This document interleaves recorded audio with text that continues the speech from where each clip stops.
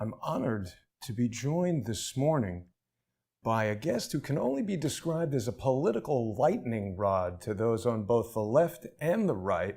Everyone knows he's Professor Emeritus at Harvard University. He's a constitutional scholar. Professor Dershowitz, thank you so much for taking time out of your day to join me. I appreciate it. Thank you. You know, a lot of people who watch Crowdsource the Truth have been very troubled by what we see as gross constitutional abuses.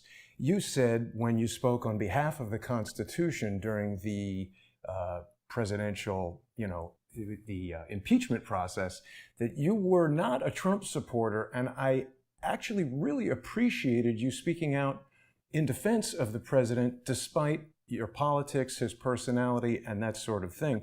We've got another similar situation with Michael Flynn, and there have been some surprising developments in the case lately. Can you speak to us about the constitutionality of what is happening with Emmett Sullivan and Michael Flynn?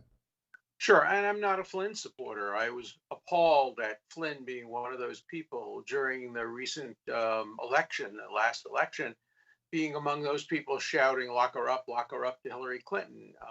That wasn't right. And so I'm not here to defend Flynn. I don't know him. I've never met him. But what Judge Emmett Sullivan is doing is clearly in violation of the Constitution's separation of powers.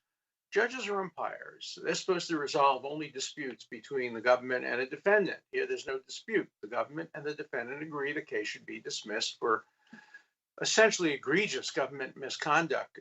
There was no crime. What he testified to or spoke to the FBI about was not material. He was denied several of his rights. And Attorney General Barr did the right thing by dismissing the prosecution. But even if he did the wrong thing, it would not be the business of the court, essentially. Courts don't have a roving commission to go around and do good. They're there as umpires. When you're a judge, you're not the commissioner of baseball. You're just an umpire in a particular game. You're calling balls and strikes. And if the pitcher says, I'm going to intentionally walk the next batter, the umpire can't say, no, I think you ought to pitch to him.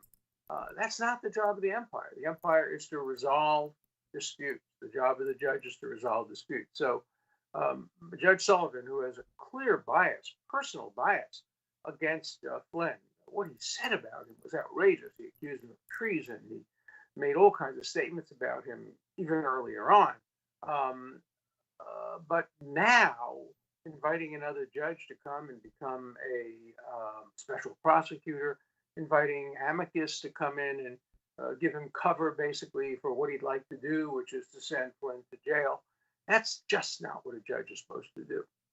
Has anything like that ever occurred in your experience, Professor Dershowitz? It almost seems as if Judge Sullivan is kind of hiring his own attorney to argue against the Department of Justice that now has determined they're going to drop the charges. I've never quite seen that. Look, I've seen plenty of judicial abuse in my day. I wrote a book in 1982 called The Best Defense, where I talk about judges being the most dangerous branch of our government. Chapter in the book was Black Robes, White Lies. And I've been a critic of the judiciary, as I have been of prosecutors and of government in general for my 55 years of public life. But this goes about as far as anything I've ever seen. Recently, the United States Supreme Court, in a 9-0 decision, chastised judges for doing this kind of thing. They said judges are supposed to play a passive role. This is a unanimous decision written by an activist judge, written by Ruth Bader Ginsburg. But she went out of her way in an opinion just a couple of weeks ago, 9-0, to say that the job of the judge is to be passive and to resolve disputes. The judge is not supposed to go out every day looking for new injustices to try to cure. That's the job of law enforcement. That's the job of the government. That may be the job of the legislature. It is not the job of the judiciary. Right.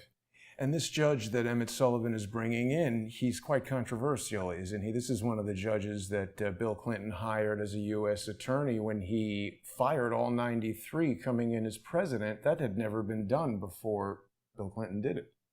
Correct. Well, now happening more often. I think we're seeing a politicization of our legal system.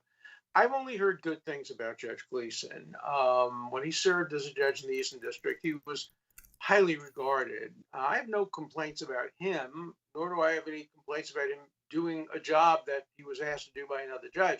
My complaint is with Judge Sullivan for stacking the deck, bringing in a former judge to argue a position that he, the judge, supports, bringing in amicus who will be very partisan. These are amicus that will be academics. They would be praising the Attorney General's decision if it had been made on behalf of, quote, President Hillary Clinton's national security advisor, if the shoe were on the other foot. Most of these academics would not pass the test of shoe on the other foot. Their academic reasoning tends to differ depending on who the president is and whose ox is being gored. I think I can proudly say my legal views never change depending on who the president is or on partisan considerations. I espouse the same principles I have for the last 50 or so years. For years and years and years, I've argued judges have no role to play when there's no dispute. For years and years and years, I've argued that a statement that's not true is not a crime if it's not material. This is not new. This is all arguments I've made in teaching and litigating and writing over 50 years. The reason people are complaining so bitterly about me is I'm now making these arguments that help the current administration. I'm not doing it to help the administration. I'm doing it to help the Constitution. Yeah. And I think we should also say your new book is called Guilt by Accusation. People can get it for free on Amazon.com. You've made it available both through Audible and Kindle, so as many people as possible can read this. It talks about the challenges of proving innocence in the age of Me Too. But Professor Dershowitz, I would say it almost applies to an even broader spectrum, the challenge of proving innocence in the age of social media, where virtually anyone has a platform to spread information. And the average citizen really, whether you're Michael Flynn, Alan Dershowitz, or Jason Goodman, it's very difficult to defend against these false and defamatory accusations. Sure, just go online and you see the names that people call me. I have proved definitively, categorically, and beyond any doubt that I never met the woman who accused me. She admits it in a manuscript that she wrote. She says she met me once. No, she says she saw me once. She never met me. She saw me once talking to Jeffrey Epstein about business. Of course, I never spoke to Jeffrey Epstein about business. I had no business with him. I was his lawyer, but that was years later. She admits in emails that she never heard of me, didn't know I was. She had to be told who I was, that I wrote Reversal of Fortune, that I'm famous, and she should include me in her book. Her lawyer admits on tape, she's wrong, simply wrong. You couldn't have been in the places she was. The former head of the FBI did a thorough study and concluded that her claims were unfounded.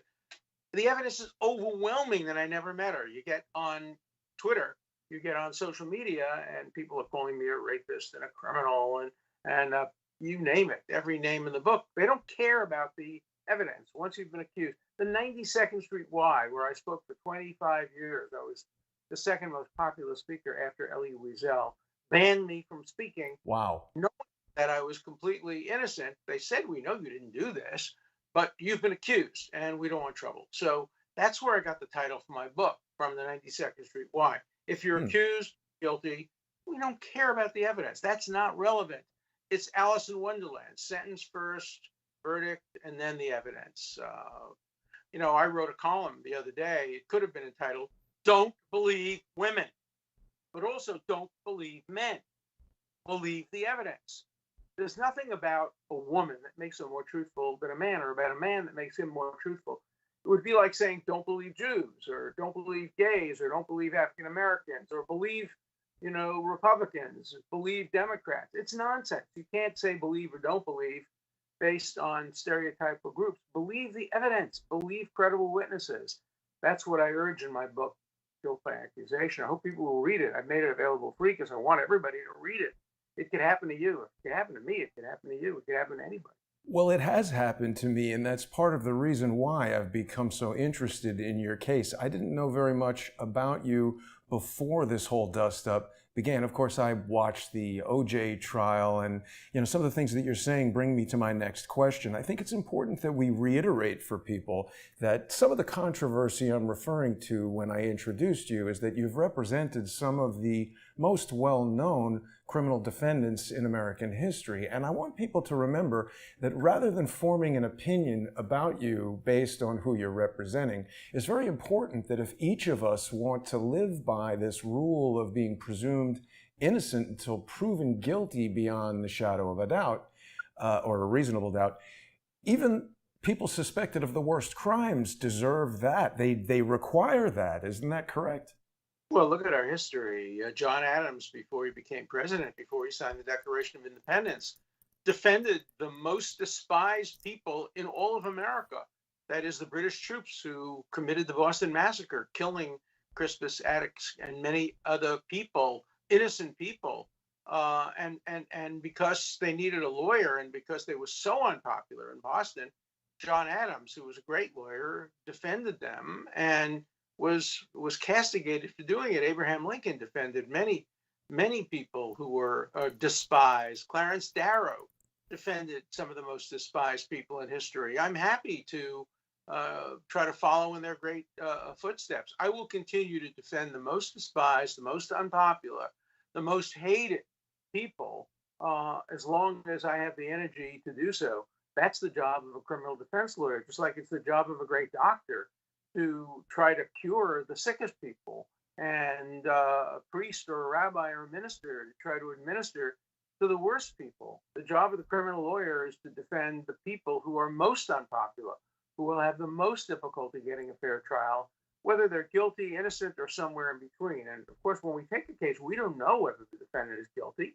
That only comes out when we see the evidence. And I've been surprised both ways.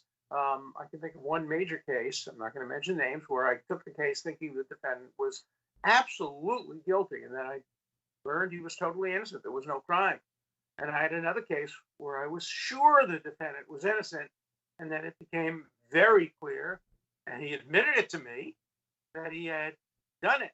And we won that case. We won that case because the evidence was obtained unconstitutionally. And so these gray areas come up all the time. Guilty, but unconstitutional. Gray area, maybe guilty, maybe not guilty. It's up to the courts to determine that. It's up to the defense attorneys to put on the most vigorous ethical defense.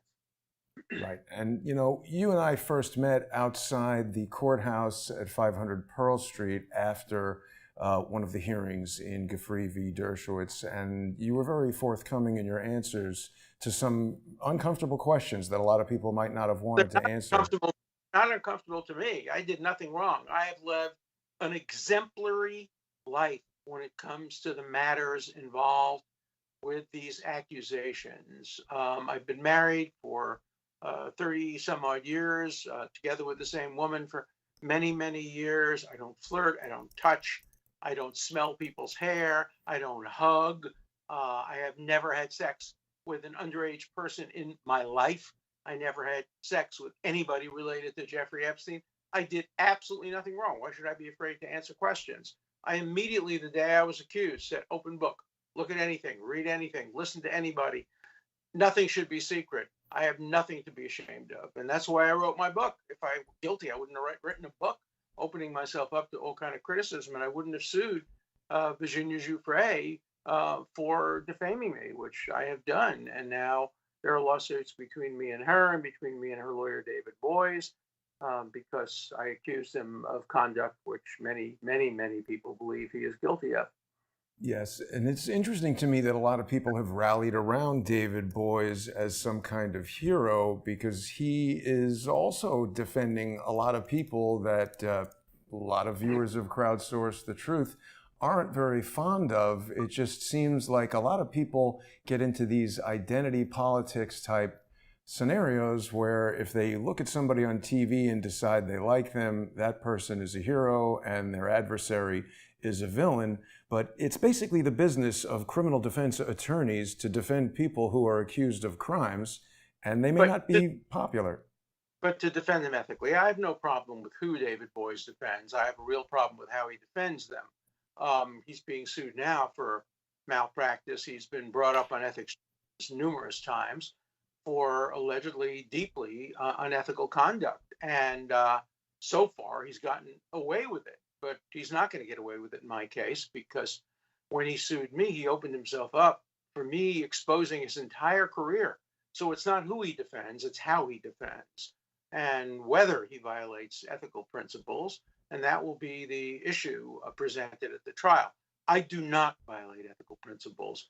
I have never had a complaint filed against me in 50 years of actively litigating all kinds of cases. And David Boies can't say that. Right. And you mentioned that despite not being a Flynn supporter, you're defending the constitutional aspects of what's going on with him. You dislike the fact that Flynn was wanting Hillary Clinton to be locked up. I need to ask you, Professor Dershowitz, about your involvement with this letter that was written on behalf of Jeffrey Epstein, which stated that he was one of the founding members of the Clinton Global Initiative. Is this something that you're able to speak about? Does attorney-client privilege? No, I don't. I'm not sure I understand what you're talking about. Who was part of the Global Initiative? Well, this is an article from Yahoo News that says billionaire financier Jeffrey Epstein, who was indicted Monday on child sex trafficking charges, helped President Bill Clinton devise the Clinton Global Initiative, according to a letter his attorney sent to federal prosecutors in 2007. Yahoo News says you and Gerald Lefcourt wrote this letter, which said that Mr. Epstein was part of the original group that conceived of the Clinton Global Initiative. Is that correct? I don't know. It may be true. I didn't write the letter. I was his lawyer, so my name may have been attached to the letter, but I don't have any personal knowledge. I know that Epstein and Clinton were very, very close. I remember a situation. This is a name-dropping story where I was having dinner. My wife and I were having dinner with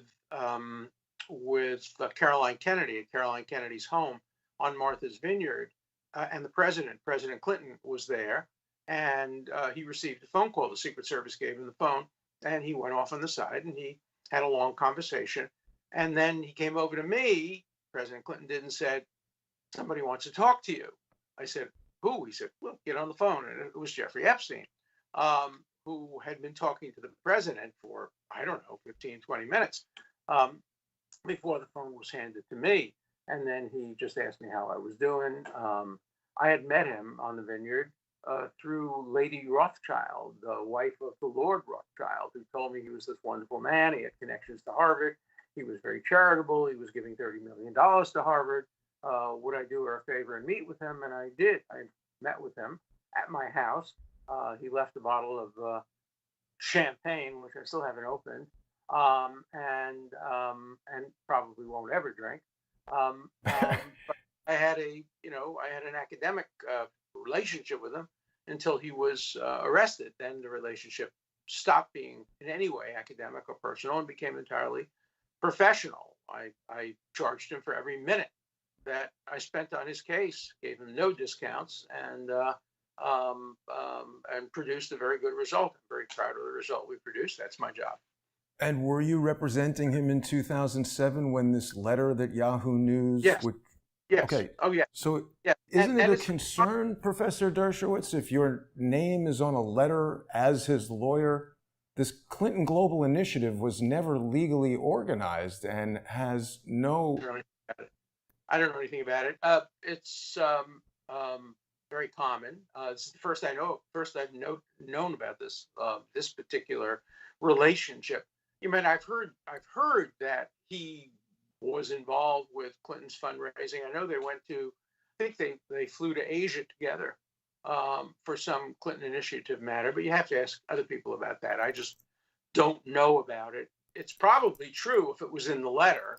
And, this is, 13 years ago, so I have no current record. But I would not be nothing embarrassing about that. If he was part of the Clinton Global Initiative, it would be the right thing. Well, it's an illegally organized... It's an illegally organized violation of the IRS's code relating to 501c3 charities. Well, I didn't know anything about that. Let's move on. Let's move on from that. Yeah. I wanted to speak with you briefly about what's going on in New York right now, where I believe you live, maybe Massachusetts, you don't have to tell us. I went to a protest, a peaceful protest at City Hall just a little over a week or two ago, and the park was shut down. You can see there was no violence going on, but the police basically informed me, a plainclothes officer informed me that the park was closed. He showed me no badge, even when I asked to see it. And he said that despite the fact that I was standing there talking to a 70-year-old woman calmly and having a polite conversation, no one was even arguing, they closed the park, they kicked us out. They told me that if I didn't leave, I could take it up with a judge, which I took to mean they would arrest me, throw me in a concrete box, and allow me to speak to a judge about the Constitution on Monday, since this was a Friday. Is Governor Andrew Cuomo allowed to shut down the Constitution because of allegations of a virus that certain medical professionals argue against? Let's be very clear how we break down this issue. The city of New York, the state of New York has the power to close a park based on their view that it would be helpful in defeating the pandemic. Absolutely no question about that. The Supreme Court has case after case after case saying that public health justifies closing down parks, closing down public areas. The next question is, does the governor have the right to do that? Governors generally are not authorized to make the law. They're authorized to enforce the law. So you'd have to look to see if there were legislative authority allowing the governor to close the park. If there is, then it would be legitimate. Let me put it very clearly. You have no constitutional right to endanger the public and spread a disease, even if you disagree. You have no right not to be vaccinated. You have no right not to wear a mask. You have no right to open up your business. Wait, can I stop you? No right not to be vaccinated? Meaning if they decide you have to be vaccinated, we have to be vaccinated? Absolutely. And if you refuse to be vaccinated, the state has the power to literally take you to a doctor's office and plunge a needle into your arm. If the vaccination Where is that in the Constitution? If the vaccination is designed to prevent the spreading disease. If the vaccination is only to prevent a disease that you will get, for example, if there's a disease that will kill you, you have the right to refuse that, but you have no right to refuse to be vaccinated against a contagious disease. Public health, the police power of the Constitution, gives the state the power to compel that. And there are cases in the United States Supreme Court. Case that pops into my head, I may have the name wrong, is Jacobson. I think probably I have it right. Check it out. You'll see that there are cases after cases after cases that the public health permits reasonable actions to prevent the spread of communicable diseases. Most of them grow out of tuberculosis cases in the early 20th century, but some are more recent than that. But there's still an issue of whether the governor has the authority to create laws, and that's a matter of state legislation. Yeah. But you've opened up a whole new area here. So the governor has the right, or sorry, the government has the right to force someone to be vaccinated. But how do we know what they're providing us from a medical standpoint is accurate? There are doctors who argue that Anthony Fauci is totally wrong in his assessment, and it certainly seems like week to week, month to month, they don't seem to know anything about this virus. I agree with that. I mean, I think there's a lot. I wrote an article early on pointing out two fundamental errors right away. But that's what a democracy is about. And if the majority of the people agree and support that for public health measures, you have to be vaccinated, you have to be vaccinated. They should give you an alternative. The alternative is to live in your home, don't get vaccinated, but never, ever leave your home or live in a bubble. But if you want to interact with other people, you cannot become Typhoid Mary. The Constitution doesn't give you the right to spread your illness to other people. And you can disagree, you can be a dissenter, you can leave the country, you can go into a bubble. But what you can't do is say, I don't disagree, I don't agree with Fauci, therefore I'm going to take the law into my own hands and decide to spread the disease. That's not a constitutional right. Sorry. But Professor Dershowitz, how can you support a law that's made on the determination by a doctor? If you went to the doctor today and he determined that we need to chop off your leg, wouldn't you get a second opinion before you went and did what that doctor said? I wouldn't have him. I wouldn't even listen to that doctor. We're not talking about it based on a doctor. We're talking about it based on a legislature, based on the legislature's decision being upheld by the highest courts and by the Supreme Court, we're talking about democracy. Doctor doesn't make the decision. The decision is made by the government through democratic means. And if the decision is made by the government, if they told you you had to cut off your leg, that would be unconstitutional because your leg doesn't help them. Let's assume the doctor says to you, unless you cut off your leg, you'll die. You have a right to die. You don't have to cut off your leg. But if the doctor says, unless you cut off your leg is contagious and will spread your disease to many, many, many other people, that's a completely different issue.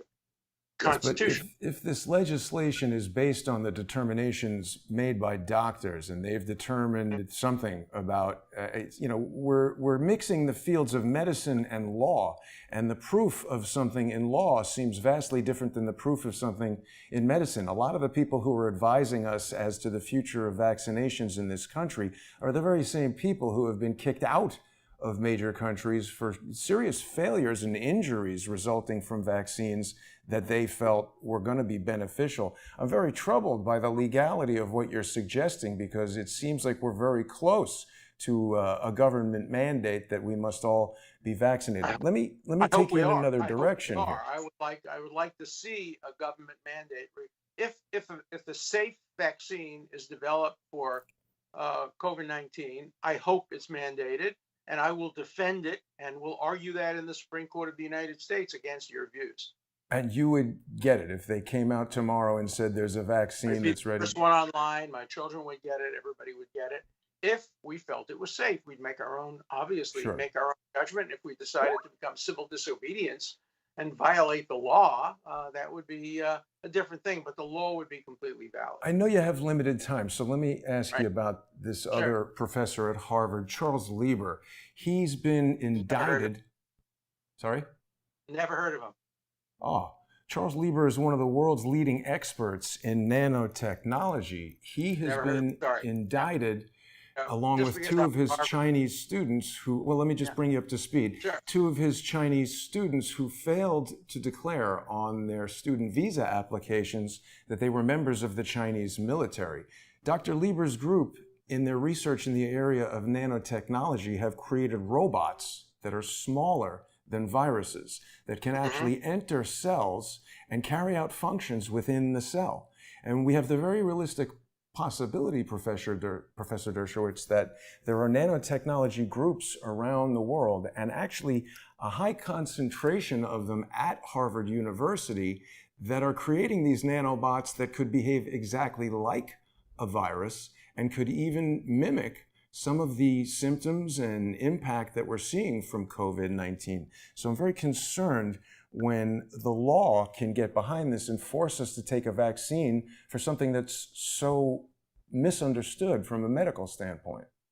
Well, I want to make sure it's well understood, and I don't think we'd ever get legislation passed unless there was a very, very widespread consensus across the board. Remember how hard it is to get legislation enacted in this country.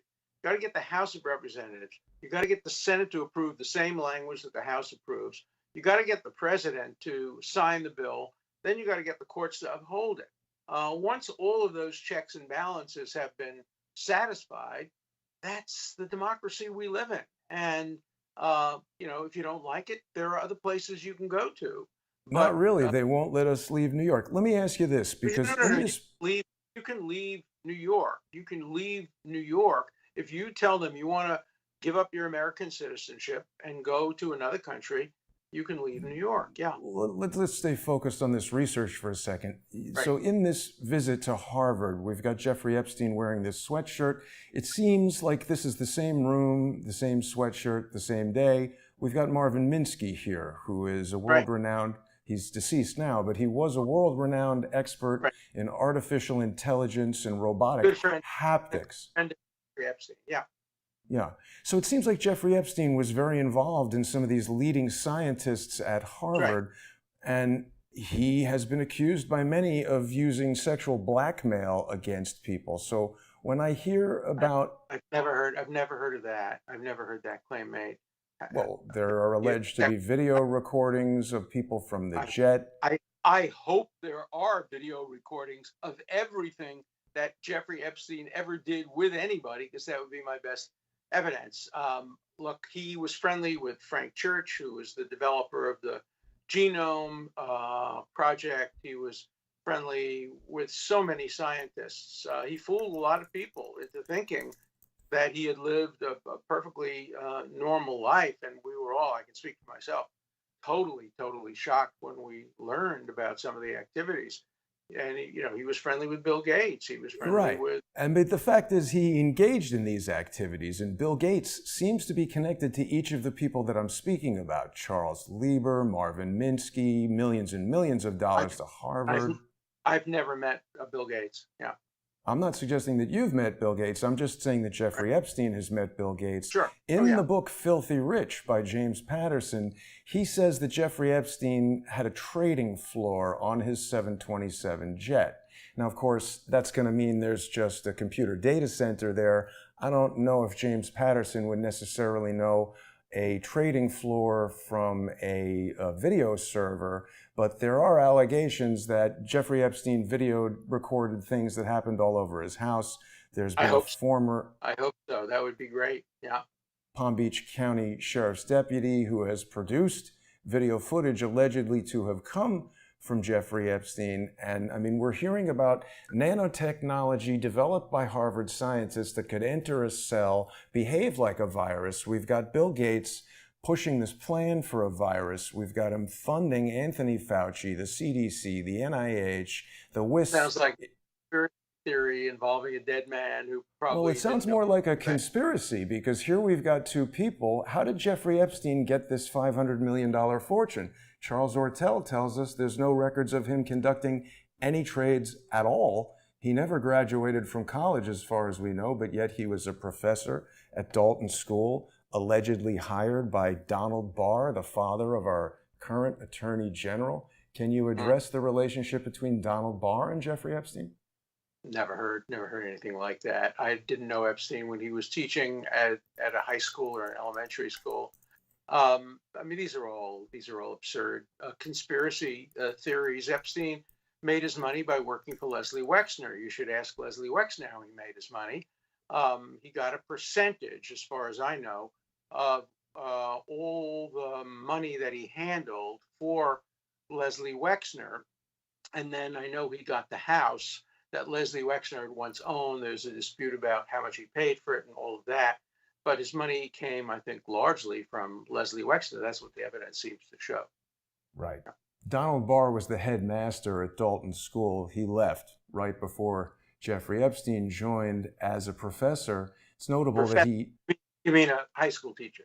High school teacher, sorry. A math professor, a high school teacher, whatever we want to call him. But he didn't have a master's degree in teaching. A lot of people have a lot of questions about what this relationship...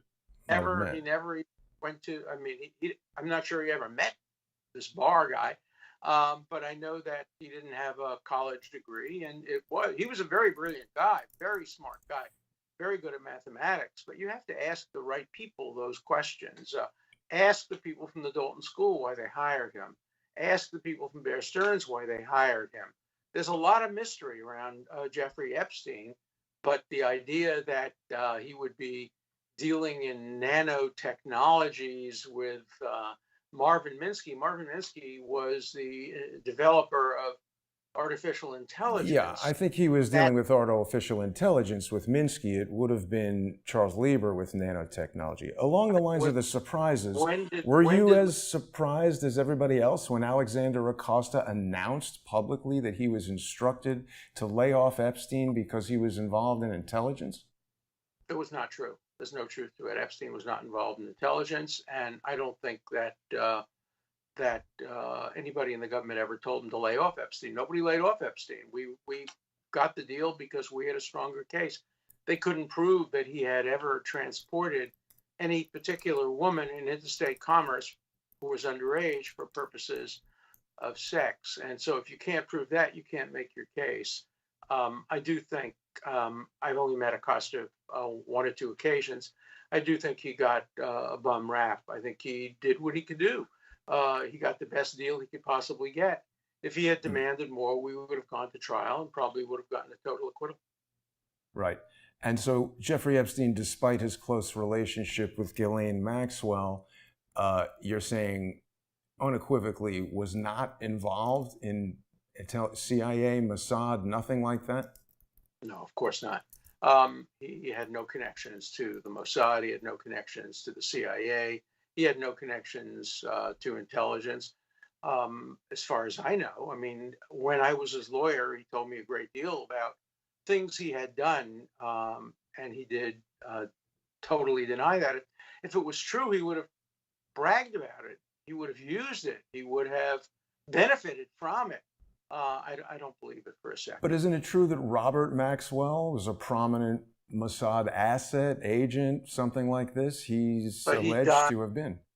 He died years before any of this happened. But he's always pictured with his beloved daughter, and she seems to be Wouldn't you good. Pictured with your beloved daughter? I'm pictured with my beloved daughter. To make the connection between Maxwell's alleged connection to the Mossad and Jeffrey Epstein, I don't even know if Jeffrey Epstein ever met Maxwell. Right. Well, there have been a lot of strange things that have happened with Ghislaine Maxwell. I don't know if you saw this photo of her at an In-N-Out Burger in Los Angeles, but it appeared in the New York Post, and there were a number of problems with this from an evidentiary standpoint. This photo appeared in 2019, and I'm sure you're aware Ghislaine Maxwell is about 57 years old. This is quite obviously a retouched photo, and her complexion is not the only element of it that's been altered. When I brought this to the attention of the journalists at the New York Post and Ghislaine Maxwell's attorney, they all behaved very strangely. She's reading a book called The Secret Lives of CIA Operatives. When you go to Amazon. Which attorney did you speak to? Leah, what's her last name? She's in Ventura County. Leah, I forget her last name, but her information was on this photograph. She had taken the photograph, which the New York Post said was taken. What's the relevance of the photograph? Let's assume it's a fake photograph. What does it show? The New York Post is publishing a false story that seems to be, why is the question that I've been trying to ask. But when I asked that question, In-N-Out Burger threatened to sue me and threatened to bring criminal action against me, which I think is a violation of the California Code of Ethics. How can they possibly sue for expressing an opinion or bring criminal charges for expressing an opinion? Because I called In-N-Out Burger and spoke to their media representative and asked if they would provide video footage from their surveillance system to the FBI so that people could locate Ghislaine Maxwell. She was accused of all kinds of things, and this was right after Jeffrey Epstein had died. I would think that the FBI would want to question one of his closest associates, but instead, it seemed like the New York Post was publishing an article that was filled with strange errors, at least, if not deliberate lies. For what reason? Because the Post is part of the conspiracy as well? Well, now you seem like you're sort of making fun of what I'm saying, but I don't know the reason, Professor Dershowitz. I'm just telling you what happened. Ghislaine Maxwell was seen at an In-N-Out Burger just days after Jeffrey Epstein, her close accomplice and suspected intelligence operative, was found dead. She's reading a book called The Book of Honor, Secret Lives and Deaths of CIA Operatives. And when you go here to the Amazon.com book reviews, the first one is written by Ghislaine Maxwell. So I'm not making this up. You can call it a conspiracy theory if you like, but I believe this is a steganographic message that Ms. Maxwell has left here for someone. She's reading a book, and then she writes a review of the book for Amazon. I do that all the time. When I read a book, I like And the does book. it get published on the cover of the New York Post with a retouched photo that is alleged to be taken by a bystander that I have evidence it was taken by her attorney? And when I ask the reporters at the New York Post, they don't follow up with a correction. They hang up the phone on me. You ought to report this to the proper authorities. I think we're really getting into conspiracy land. Do you have any other questions to me about something that I know something about? I think that might be all the questions I have for right now. I thought these were things that you would know about. Thanks, Professor Dershowitz. Have a nice day. I'm sorry if he didn't like those questions, but those were the questions. Anyway, so there we go. I didn't have a lot of time to look at the comments here. but ending it by calling me a conspiracy theorist is not impressive. Appreciate Professor Dershowitz taking time out of his Saturday to join me. I think he might have known some more things about some of that stuff than what he was letting on. Thanks for watching, everybody. Do me a favor. If you like this interview, if you watch Crowdsource the Truth and you're not yet a sponsor, get onto subscribestar.com/crowdsourcethetruth or patreon.com/crowdsourcethetruth. I can't keep bringing you stories like this without viewer sponsorship. I don't think Fox News would allow me to ask Alan Dershowitz a lot of questions about what the hell is going on with the New York Post. I don't think CNN would. I don't think any corporate sponsor wants me to do this kind of thing. And also, social engineers out there are trying to stop you from seeing what I'm doing. So it's very important that people become sponsors of Crowdsource the Truth. Thanks for watching.